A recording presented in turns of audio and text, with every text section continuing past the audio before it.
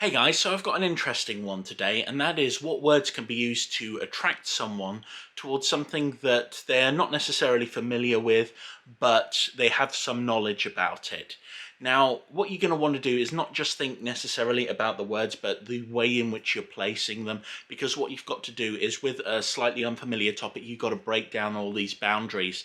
So anything that makes it seem like it's going to be complicated, it's going to be a hassle, something that could be annoying to experience or learn, or anything which is kind of a barrier to learning, you want to remove all of that. So you're going to want to use words like an easy way to do some things, a simple way to do things, effortless way to do things.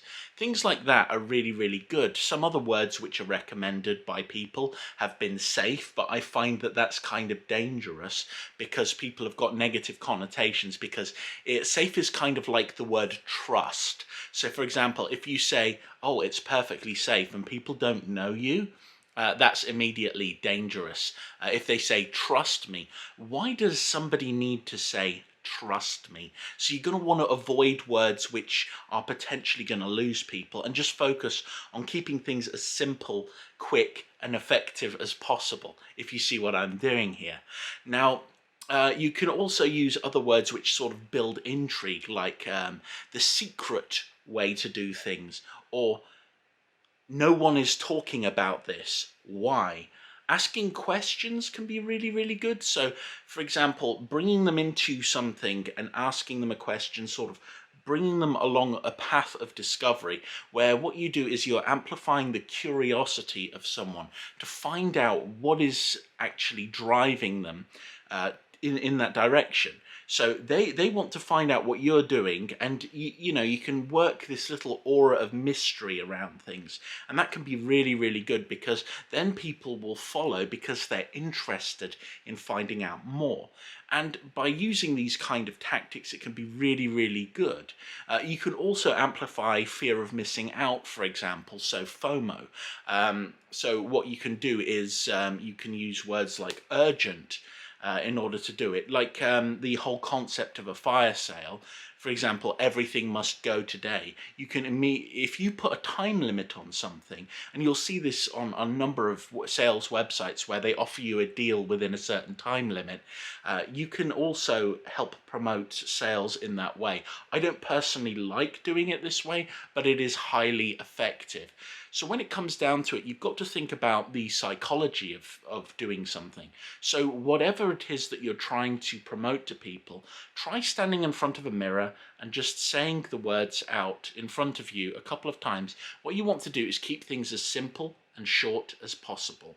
You want to make things very, very effective so that people don't have to go through a huge text wall, because people do not have high attention spans nowadays. I don't think anyone's going to watch this video over 20 seconds. So that is the example which you've got to deal with. So you've got to hook someone within the first couple of words. So you want a powerful title, like the quick way to do this, the simple effective way to do this. You can also, if you were talking about like technologies, one of my favorite ones is state of the art. Why would one go with something like Content Studio when you can use the state-of-the-art software Hootsuite? So it's all about kind of placement of these things, because if you know anything about either of those softwares, you'll know that Content Studio is much better. I know, because I use it, and I refuse to use Hootsuite because it's awful. But the thing is, it's all about really finding what works for you when you're looking in the mirror, you're saying it, and you're getting it back to you, and you think, is this quick? Is it effective? Am I persuaded? You've got to kind of work that persuasion with yourself, and if you can persuade yourself that it is a good deal in the mirror, then you can persuade other people it's a good deal when you're writing it. It's a lot more effective. And it's like a lot of the time when I'm building a campaign for people, I think, what is it that I would really like to see from a company? What would I like to see from these things? And I kind of build the campaign around it, and maybe I will test it with a couple of people, a couple of friends, and say, is this convincing to you? The main thing you want to do though is focus on breaking down barriers, making things as simple and easy as possible so that people can go very, very quickly through the process. Because the more blocks that you've got in your way between the moment someone finds out a product and the moment you sell that product, the more difficult it is to actually sell the product. I'll give you an example.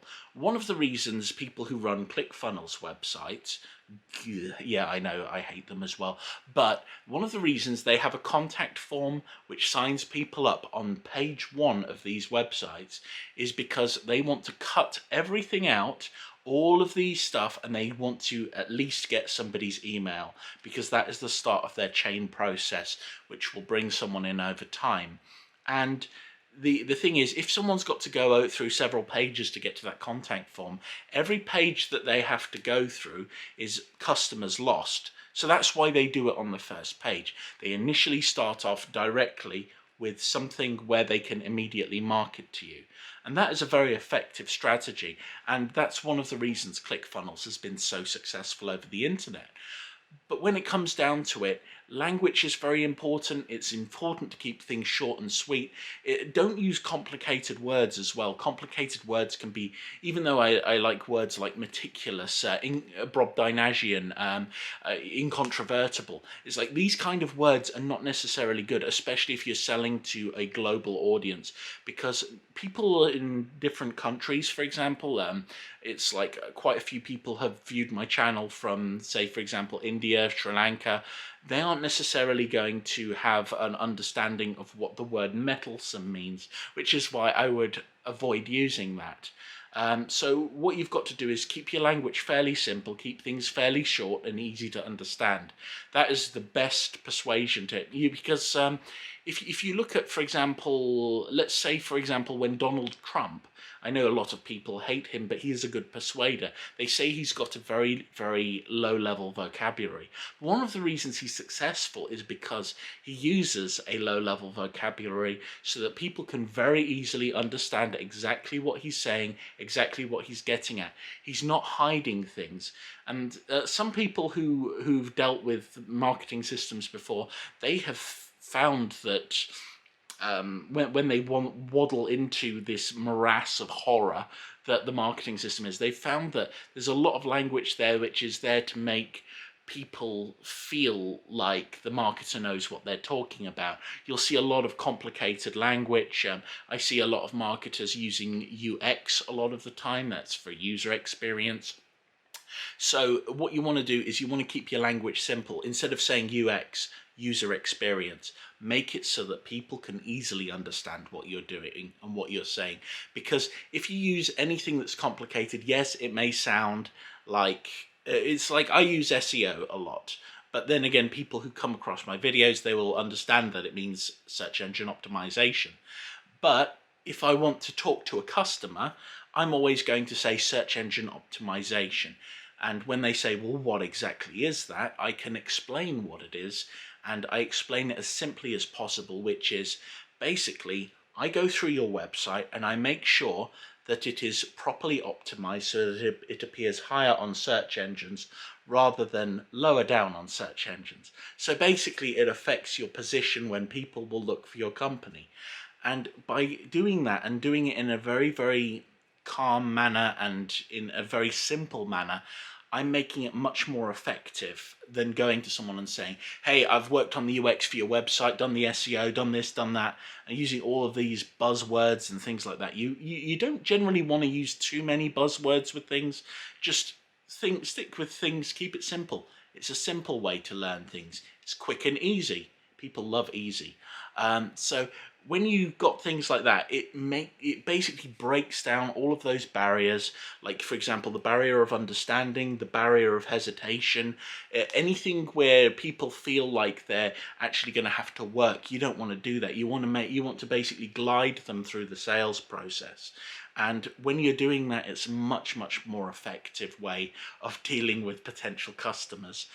I know this is kind of, you're probably expecting me to go through more words for this video, but it's more about customer psychology and how you can actually communicate with people, because you're not always going to be dealing with native English speakers. You're not always going to be dealing with people who may understand what you're trying to get at if you're using complicated terminology. This kind of thing can actually be very alienating for customers. Some people don't like people naturally when they're being verbose and using all of this complicated language. So when you're thinking about it, just think more about what you would want to hear. Is this easy? Is this effective? And just work on making sure that you can get things to flow as quickly and simply as possible, and just allow people to come through the process, because ultimately you want to guide them to a quick solution rather than taking them through a journey. The journey is something that you start later on, like when people get to know who you are as like a creator. This is where you can start building things like, for example, I did my videos on the attractive character. This is where you build a personality. This is where people will get to know you. But that time comes later, because when you're first introducing to someone to something, you say, look, I found this amazing thing.